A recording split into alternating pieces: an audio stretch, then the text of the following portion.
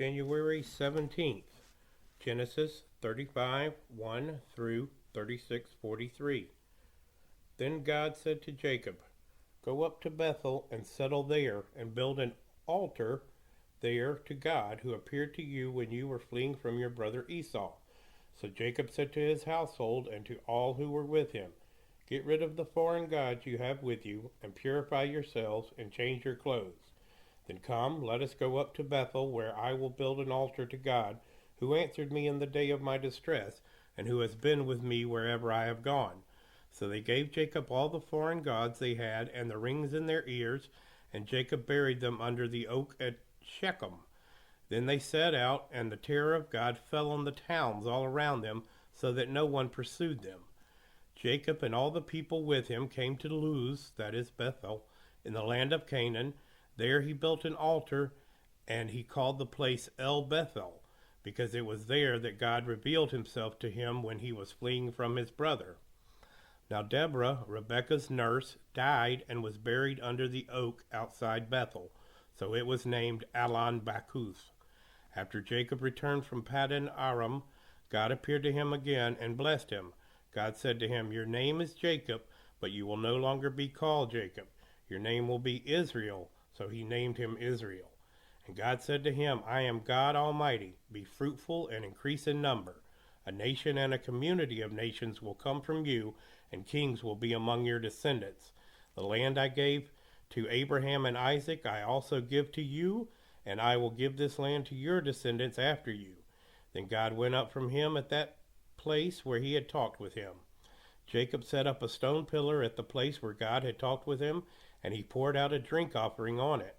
He also poured oil on it. Jacob called the place where God had talked with him Bethel. Then they moved on from Bethel.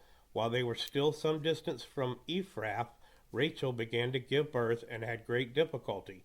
As she was having great difficulty in childbirth, the midwife said to her, "Don't despair, for you have another son." As she breathed her last, for she was dying, she named her son Ben-Oni, but his father named him Benjamin. So Rachel died and was buried on the way to Ephrath, that is Bethlehem. Over her tomb Jacob set a pillar, and to this day that pillar marks Rachel's tomb. Israel moved on again and pitched his tent beyond Migdal Eder. While Israel was living in that region, Reuben went in and slept with his father's concubine Bilhah, and Israel heard of it. Jacob had 12 sons, the sons of Leah: Reuben, the firstborn of Jacob; Simeon, Levi, Judah, Issachar, and Zebulun. The sons of Rachel: Joseph and Benjamin. The sons of Rachel's servant Bilhah: Dan and Naphtali. The sons of Leah's servant Zilpah: Gad and Asher. These were the sons of Jacob who were born to him in Paddan Aram. Jacob came home to his father Isaac in Mamre, near Kiriath Arba, that is Hebron, where Abraham and Isaac had stayed. Isaac lived 180 years. Then he breathed his last and died, and was gathered to his people, old and full of years, and his sons Esau and Jacob buried him. This is the account of the family line of Esau, that is Edom. Esau took his wives from the women of Canaan: Adah, daughter of Elon the Hittite, and Oholibamah, daughter of Anah, and granddaughter of Zibeon the Hivite; also Basemath, daughter of Ishmael and sister of Nebaioth. Adah bore Eliphaz to Esau.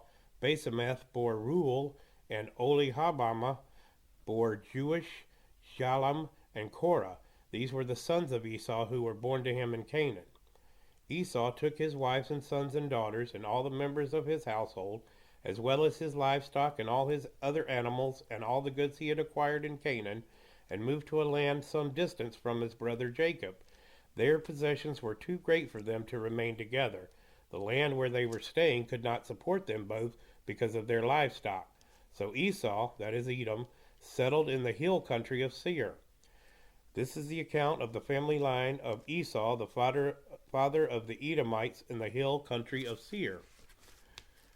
These are the names of Esau's sons: Eliphaz, the son of Esau's wife Adah, and Reuel, the son of Esau's wife Basemath.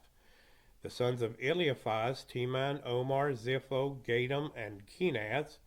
Esau's son Eliphaz also had a concubine named Timnah, who bore him Amalek. These were the grandsons of Esau's wife Adah. The sons of Reuel, Nahath, Zerah, Shammah, and Mizah. These were the grandsons of Esau's wife Basemath. The sons of Esau's wife Oholibamah, daughter of Anah, and granddaughter of Zibeon, whom she bore to Esau, Jeush, Jalam, and Korah. These were the chief among Esau's descendants. The sons of Eliphaz, the firstborn of Esau, chiefs Teman, Omar, Zipha, Kenaz, Korah, Gatam, and Amalek.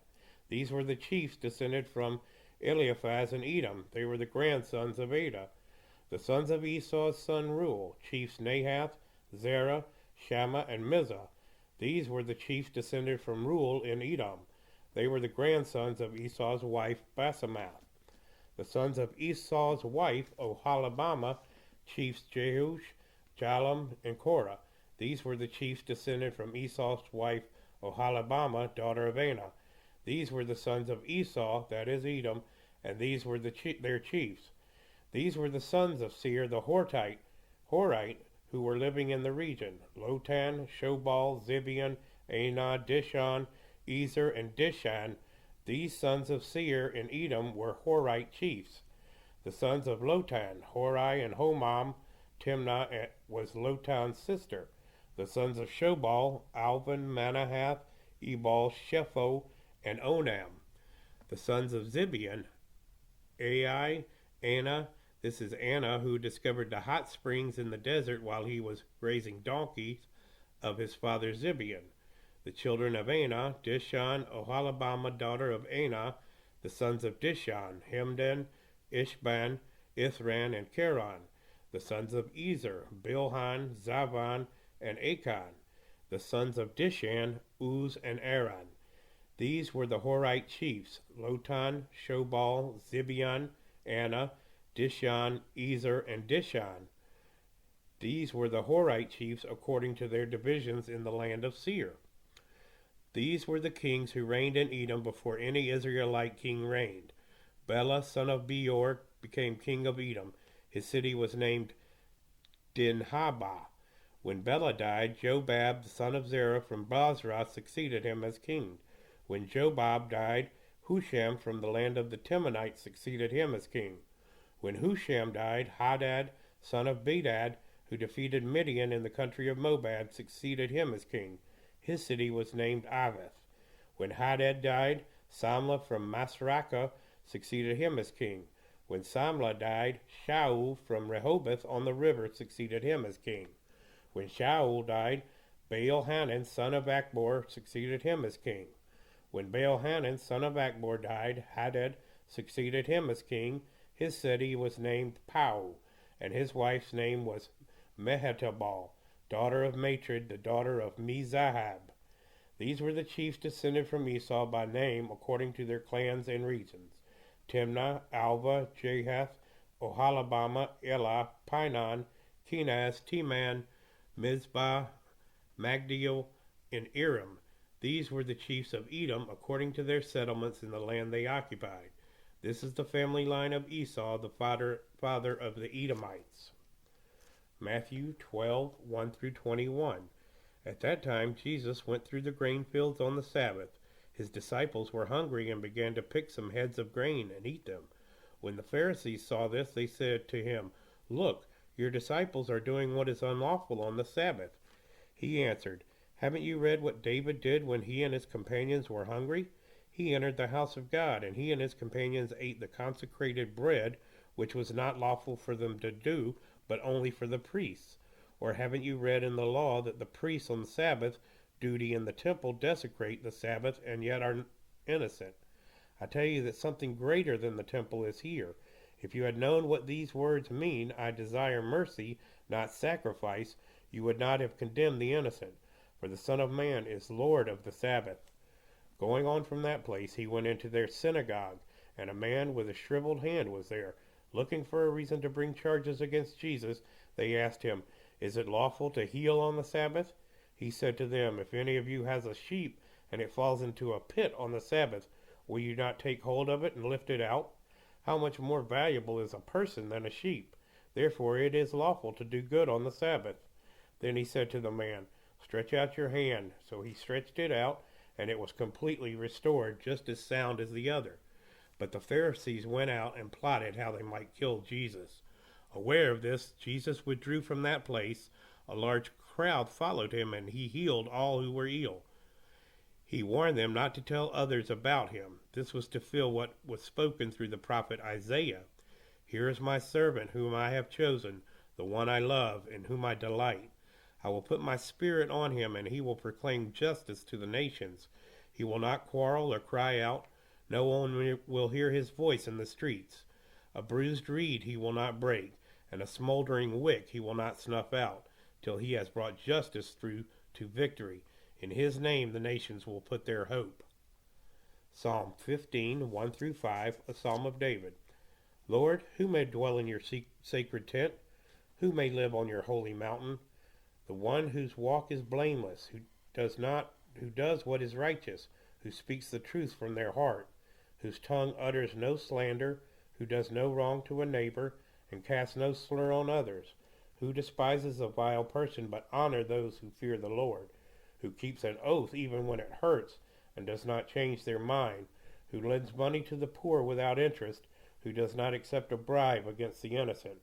Whoever does these things will never be shaken. Proverbs 3:21 through 26. My son, do not let wisdom and understanding out of your sight. Preserve sound judgment and discretion. They will be life for you, an ornament to grace your neck. Then you will go on your way in safety, and your foot will not stumble. When you lie down, you will not be afraid. When you lie down, your sleep will be sweet. Have no fear of sudden disaster or of the ruin that overtakes the wicked, for the Lord will be at your side and will keep your foot from being snared.